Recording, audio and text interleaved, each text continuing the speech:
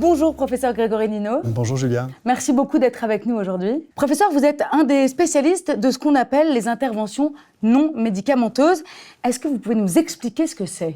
Intervention non médicamenteuse ou INM, en fait, c'est un mot qui est désigné par la Haute Autorité de Santé, qui veut dire tout simplement des méthodes de soins ou des méthodes de prévention qui ont été validées par la science. Il y en existe plein, des psychothérapies, des programmes d'éducation pour la santé, des massages, des méthodes de kinésithérapie et pourquoi pas des programmes d'activité physique. Et tout ça, ça a été validé par les organismes de santé. Alors, pas validé, mais reconnu exactement, parce qu'il y a eu une recherche clinique, une recherche interventionnelle qui a pu démontrer des effets, c'est-à-dire un programme avec un contenu, c'est-à-dire avec des exercices particuliers, avec une modalité, va avoir un bénéfice santé significatif. Et on a aussi contrôlé les risques, en effet.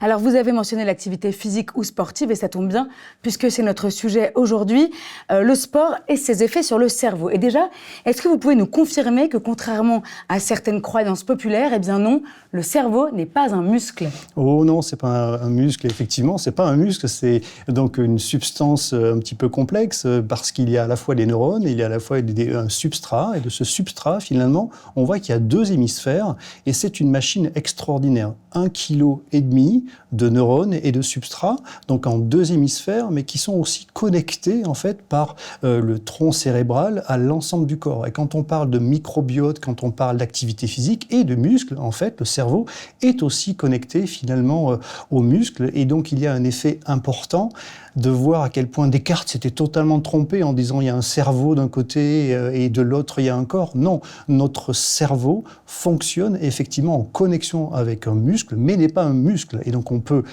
effectivement, en revanche, l'entraîner, on peut le développer, on peut créer finalement du neurone. Et je crois qu'il y a beaucoup d'effets à apprendre sur cette machine un petit peu complexe. Alors on va revenir sur cette idée de créer du neurone. Vous dites le cerveau n'est pas un muscle, mais il peut être stimulé pour gagner aussi en performance. On connaissait bien le lien entre sport et santé et corps physique, mais c'est vrai qu'on connaît moins le rapport entre le sport et le cerveau. Comment le sport agit-il justement sur cette fameuse création de neurones, par exemple ? En fait, les progrès en imagerie et en microbiologie ont pu montrer à quel point faire fonctionner un muscle va oxygéner le cerveau, va permettre de refabriquer des petits vaisseaux sanguins qui vont alimenter le cerveau et vont permettre également d'apporter des nutriments pour refabriquer des neurones. Vous savez peut-être, Julia, qu'il y a au moins 70 neurones qui sont créés par jour, même si il y a 86 milliards de neurones et qu'on en perd chaque seconde un. Finalement, on peut quand même en créer. Et ce qu'on avait appris dans nos études dans les années 90-2000, qu'on naissait avec un nombre de neurones et qu'on ne pouvait qu'en perdre, ben non, pas du tout. Au contraire, grâce aux cellules souches et grâce aux travaux des neurosciences, on a pu montrer à quel point on peut fabriquer du cerveau. Mais la conclusion par rapport à votre question essentielle, c'est que si le cerveau n'est pas entraîné, stimulé, il régresse beaucoup plus vite. Donc on a besoin de l'entraîner et on doit le solliciter à travers des activités en particulier physiques et des activités musculaires. Voilà, c'est ça. C'est pas que en apprenant des textes par cœur pour entretenir la mémoire, etc. Le sport joue vraiment son rôle. Et alors, dans ces cas-là, est-ce qu'on peut aller plus loin et dire que le sport va même agir sur la prévention de la neurodégénérescence s'il continue à nous aider à créer des neurones ? Exactement. On est en train de prouver à travers des études épidémiologiques. C'est un mot compliqué pour simplement dire qu'on va suivre des personnes dans le temps et on s'est aperçu que les personnes qui faisaient de l'activité physique régulièrement avaient finalement un entretien également du cerveau et elles avaient un risque inférieur d'avoir des maladies neurodégénératives. On connaît évidemment très bien la maladie d'Alzheimer, la maladie de Parkinson, mais on va aussi parler de sclérose en plaques.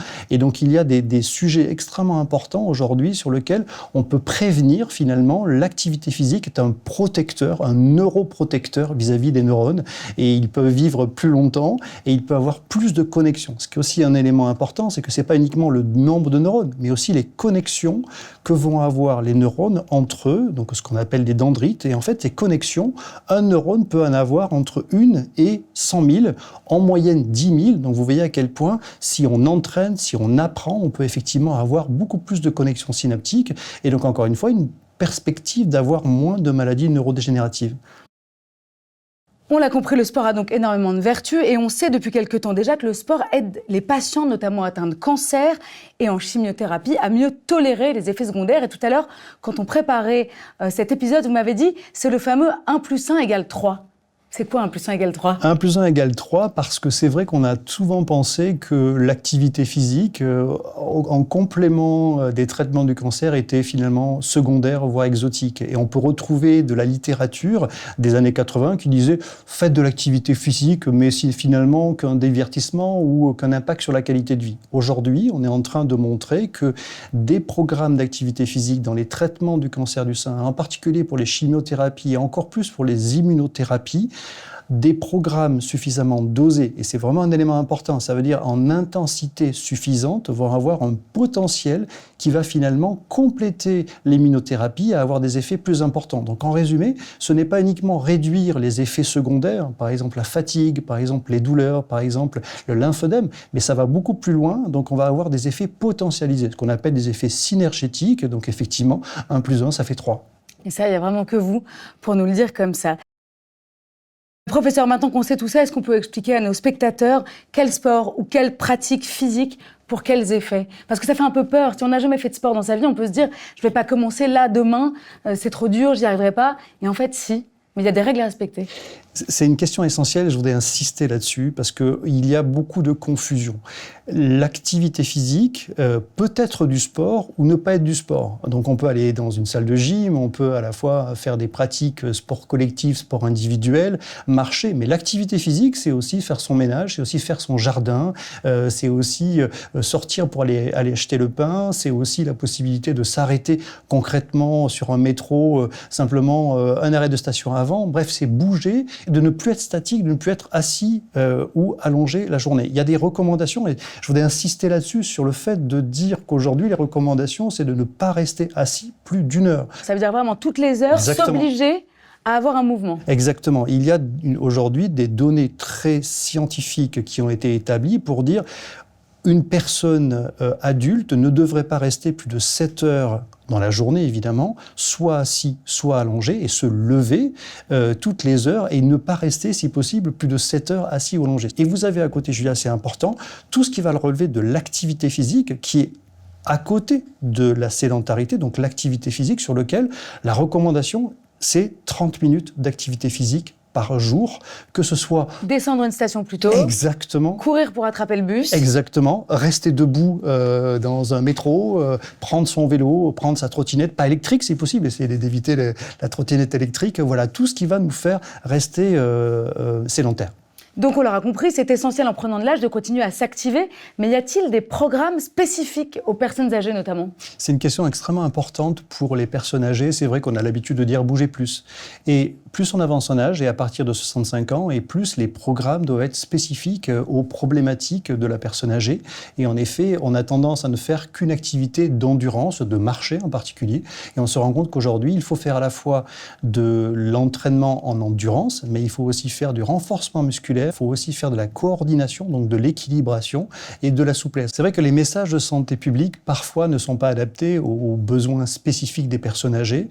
Le message général, c'est bouger plus. Mais une personne âgée, bouger plus, va souvent marcher plus, et strictement que marcher plus. Et on se rend compte que, et la recherche a pu montrer qu'en fait, il faut avoir non seulement une stimulation des fibres d'endurance, qu'on appelle les fibres de marathonien, mais il faut aussi stimuler les fibres de sprinter, donc la force musculaire, et la force musculaire peut se faire simplement, non pas en soulevant du poids et en une salle de musculation, mais simplement en ayant des positions statiques. Faire la chaise donc contre un mur, donc en position statique, est déjà du renforcement musculaire. Monter un escalier ou descendre un escalier est aussi du renforcement musculaire. Et à côté, il y a aussi des activités de coordination et de souplesse qui sont indispensables. Et je pense qu'il y a vraiment un effort de dire oui, la santé publique bougeait plus, mais à côté, il y a des programmes spécifiques qui ont démontré aujourd'hui leurs bénéfices chez les personnes âgées. Et vers qui les personnes âgées peuvent-elles se tourner pour trouver justement ces programmes adaptés ? Il y a un enjeu important qui a été dessiné par la France et qui était en retard sur la prévention,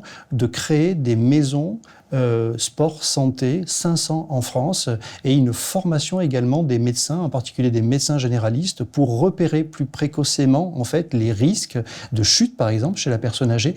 Et donc, ces personnes peuvent s'adresser directement dans ces maisons sport santé ou auprès de leur médecin généraliste. Mon dernier point, et pas des moindres, professeur, si je vous dis sérotonine, dopamine, endorphine, cortisol, vous m'expliquez un peu ce que ça signifie ? C'est vrai que les travaux en neurosciences ont pu montrer à quel point l'activité physique, c'est une activité plaisir qui va stimuler effectivement tout le circuit de la récompense, mais pas que, va permettre de mieux gérer le stress, va permettre d'avoir aussi une dynamique sociale plus importante, une confiance en soi plus importante. Et tous les travaux sont en train de montrer que effectivement, on peut prendre plaisir et on peut inscrire l'activité physique dans son quotidien, un peu comme on peut se brosser les dents, finalement, on peut l'inscrire parce que ça fait plaisir et ça devient quelque chose qui va être routinier, régulier, et donc avec des bénéfices qui sont importants. Le message important, je tiens à le dire, le message important sur l'activité physique, c'est la régularité. La régularité, donc ça on l'a compris, pas de sédentarité et du sport ou une activité physique de façon régulière, ça vaut mieux qu'une fois par semaine. Exactement. C'est comme se laver les dents. Exactement. Moi, ça, j'ai retenu le message. Eh bien, écoutez, professeur Nino, je crois qu'on l'aura bien compris un petit peu chaque jour pour lutter contre la dégénérescence neurologique aussi, parce que c'était ça le vrai message aujourd'hui, c'est que le sport agit sur le cerveau qui, on le rappelle, ceci dit, n'est pas un muscle, mais doit être absolument stimulé. Merci infiniment, professeur Nino, d'être venu passer un moment avec nous aujourd'hui. C'était tout à fait intéressant. J'espère à bientôt. C'était un plaisir.